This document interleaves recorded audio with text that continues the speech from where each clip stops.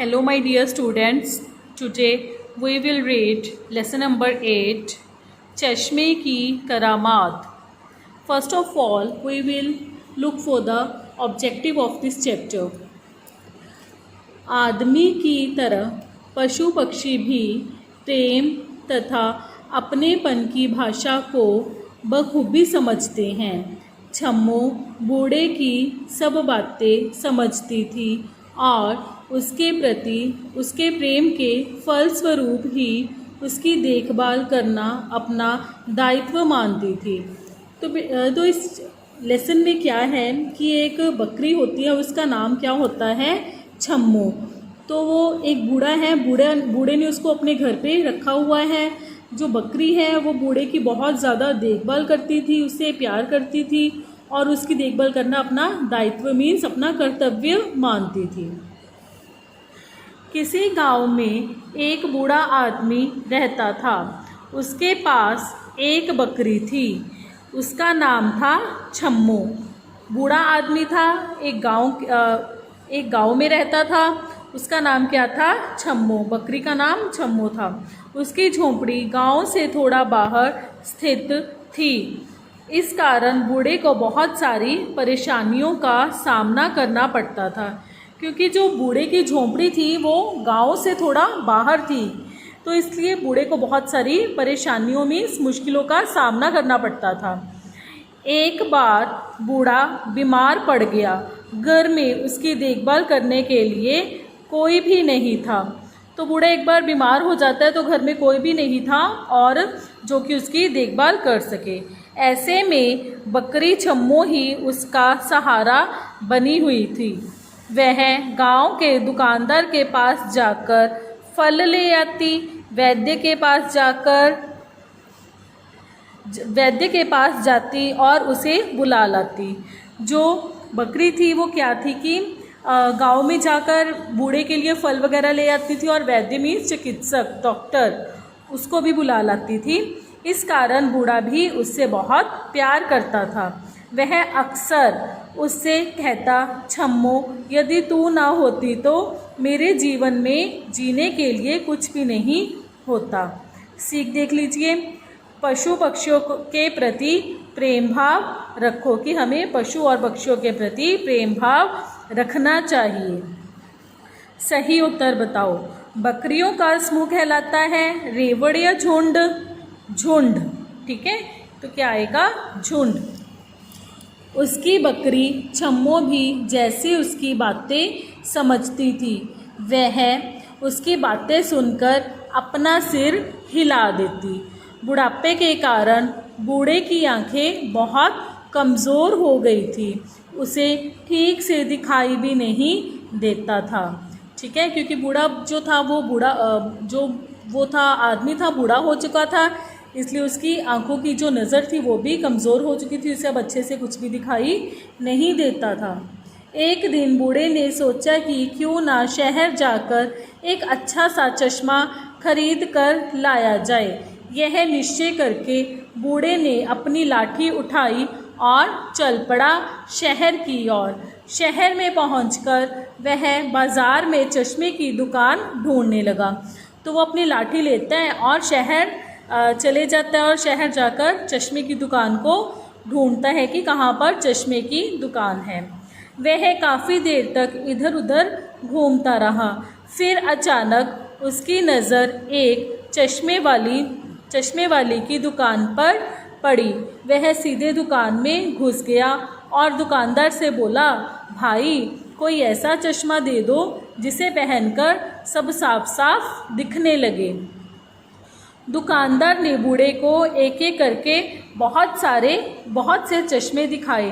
बूढ़े ने बारी बारी से सब चश्मे पहनकर देखे, किंतु उसे उसमें से कोई भी चश्मा पसंद नहीं आया. तो दुकानदार उसे बहुत सारे चश्मे दिखाता है. बूढ़ा बार बार सब चश्मों को पहनकर देखता है, लेकिन उसे कोई भी चश्मा पसंद नहीं आता. जानो नई बात. बकरी एक दुधारू पशु है. दुधारू मीन्स दूध देने वाली. इसका दूध स्वास्थ्यवर्धक होता है. स्वास्थ्यवर्धक मीन्स सेहत के लिए लाभदायक. हेल्दी होता है बकरी का जो दूध है वो। उसने दुकानदार से कहा, इसमें से तो कोई भी चश्मा नहीं जचा, सब के सब बेकार हैं, कोई दूसरा चश्मा दिखाओ ना भाई। बूढ़े की बात सुनकर दुकानदार खींच गया। खींच मीन्स इरिटेट हो गया, उसे अच्छा नहीं लगा, क्योंकि वो उसको बहुत सारे चश्मे दिखा रहा था लेकिन बूढ़े को कोई चश्मा पसंद नहीं आ रहा था, इसलिए अब वो खींच जाता है। उसने चश्मे की अलमारी में से अलमारी के एक कोने में पड़ा रंगीन चश्मा उठाया और उसे बूढ़े को देते हुए बोला, यह चश्मा ले लो, यह तुम्हें अवश्य पसंद आएगा। इस चश्मे को पहनकर सब कुछ बढ़िया बढ़िया दिखेगा। तो वो क्या करता है कि उसको एक अलमारी में से चश्मा निकाल कर देता है, उसको कहता है कि तू ये चश्मा ले ले और इसको पहनकर आपको सब कुछ अच्छा अच्छा दिखेगा। बूढ़े ने चश्मा उठाया और जैसे ही अपनी आंखों पर लगाया वह खुशी से उछल पड़ा और कहने लगा, वाह भाई वाह, यह तो बड़े ही कमाल का चश्मा है, इसे पहनकर सब कुछ हरा हरा दिखाई देता है। यह तो आपने करामाती चश्मा दे दिया। करामाती मीन्स जादुई, जादू के जैसा, क्योंकि उसको पहनकर उसको सब कुछ अच्छा अच्छा हरा हरा दिखाई देता है, तो वो बोलता है कि यह चश्मा तो जादू के जैसा है। उसने जल्दी से उस चश्मे के दाम चुकाए और घर की ओर चल पड़ा। दोपहर का समय था, सिर पर चिलचिलाती धूप पड़ रही थी। चिलचिलाती मीन्स बहुत तेज, क्योंकि दोपहर का समय था और धूप बहुत तेज थी। लेकिन बूढ़ा हरे रंग का चश्मा लगाए मज़े से आगे बढ़ा चला जा रहा था। उसे तो जहाँ देखो हरा ही हरा दिखाई दे रहा था। घर पहुंचकर बूढ़े ने अपनी बकरी से कहा, अरे छम्मो, देखो मैं कैसी करामाती चीज़ लाया हूँ। तो वो जैसे ही घर पहुंचता है अपने, तो वो बकरी को बोलता है कि देखो मैं कितनी करामाती चीज़ लेकर आया हूँ। मगर छम्मो ने मुंह फेर लिया।